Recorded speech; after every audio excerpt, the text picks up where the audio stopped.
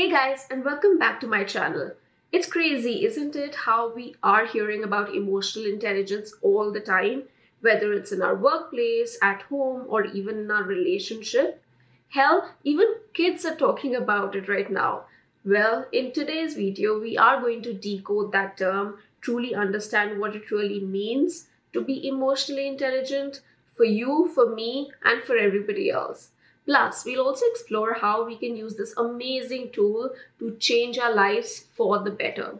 So, to start off, let's get back to the basics. According to Oxford Dictionary, emotional intelligence is defined as the ability to monitor one's own and other people's emotions, to discriminate between different emotions and label them appropriately, and to use emotional information to guide thinking and behavior. Now, that's a lot of hocus pocus. So, let me break it down into simpler terms. Essentially, emotional intelligence is the skill to recognize and manage your own emotions as well as those of others.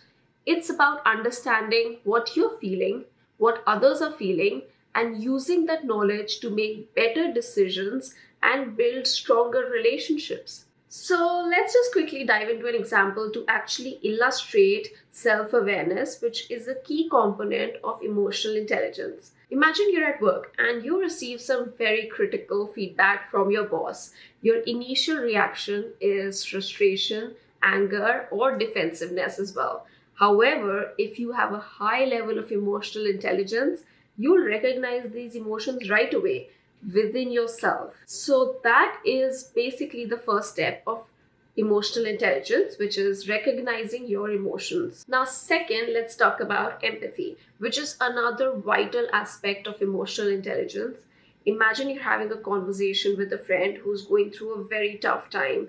They're in a difficult situation. So, instead of offering solutions right away, you pause, you put yourself in their shoes, and that helps you understand and respond in a more supportive and empathetic way. As a behavior change coach, I can vouch for it that it can be actually extremely helpful, rather more helpful than just giving them unsolicited advice. Now, emotional intelligence also allows you to have better relationships and manage relationships more effectively. Suppose you're in a heated argument with your loved one. Instead of escalating the situation, you use your emotional intelligence to stay calm and considerate.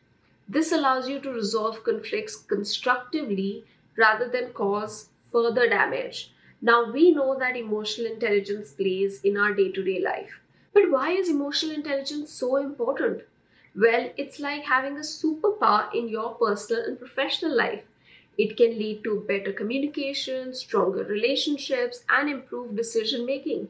Studies have truly shown that individuals with higher emotional intelligence tend to be successful and happier overall. But now you'll say, Tasha, that's all good, but I am stuck. I'm willing to put in the effort in myself, but how do I really do it? Let's talk about how you can enhance your emotional intelligence. Now, I'll give you only a few, but very useful and practical steps. So, first, take time to reflect on your own emotions regularly. If it works for you, just start journaling or maybe practicing mindfulness exercises, which can be extremely helpful. Find the techniques and habits that work for you personally. So you will have to try and test the waters with one technique and then maybe another, but you will finally find the one that works for you. The idea here is to find something that you find pleasure in. So if that's something like writing down and journaling, so be it. Now, step two. Listen actively to others and try to understand their perspective. Ask maybe open ended questions if that helps. This will encourage them to share their feelings. This way, you can work on your communication, your conflict resolution, and even your negotiation skills. Building strong relationships is key to building strong emotional intelligence. And the third one, which is the best, believe me, it's identity. How you react to situations and others is more or less determined by how you see yourself and others. So, what are you saying to yourself? Do you use sentences like, it always happens with me, or I don't deserve this? Or are you saying that that person is always lucky, and they are always blessed. One tip that I use for myself is show as much kindness to yourself as you would to a friend. If they spilled water on the table, you would offer them a napkin and say, "Don't worry," right? But when you spill the water, do you shout, "Oh shit," or blame yourself for it? This just shows our way of coping with situations by making them intrinsic rather than seeing them logically. Once you've recognized your self talk, see if you can improve it or at least manage it.